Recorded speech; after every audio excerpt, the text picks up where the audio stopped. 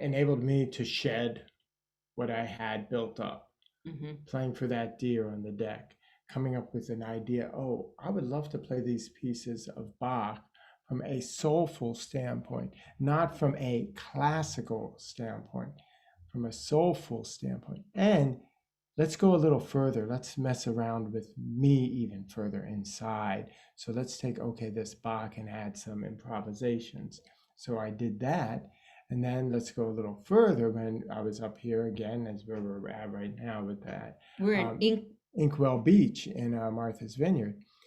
We met the Yogi Rev, Christopher Sims, a yoga session, and it was just incredible. And it just spoke to me. I said, okay, well, let's collaborate.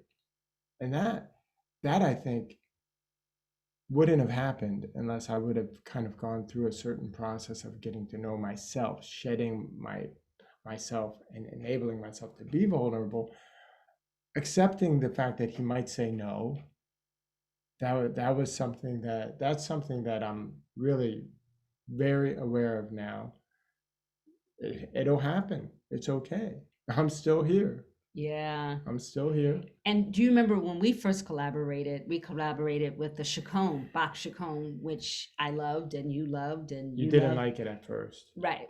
I didn't like Bach at first. I loved the chaconne when I first heard it. Yeah, right. I was like, "This is soul music." That's right. That changed. That was a big change, shift in our relationship. When you played the chaconne for me, I was like, "Oh my God!" And actually, your reaction to that, probably enabled me to see another light to it too. Yeah. So sharing it with you helped me. Yeah, and then we did a performance collaborating with the chaconne, and we had so many conflicts because Michael was used to the chaconne being a certain way, right? Yes. Oh, and I'm a theater artist, and of course I respect this art form. I love the chaconne, but for it to be part of the play that we were producing, which was about Black people, in short,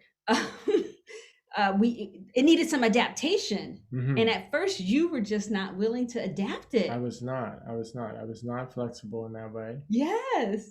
You were very attached. You were like, the audience is going to expect it a certain way. Remember that? Oh, I know. You were really hung on to your audience. I was hung on to myself. Yes. That's what it was. I was hung up with my ego. Yes. And that was something that's been something that's why I say right now I am good. I think if my ego were here ruling me in a way that's unhealthy, I may know, well, this and that. No, I am good. Right. I am good. I am good enough. I am complete. I have everything that I need. I mean, these are things that I say to myself.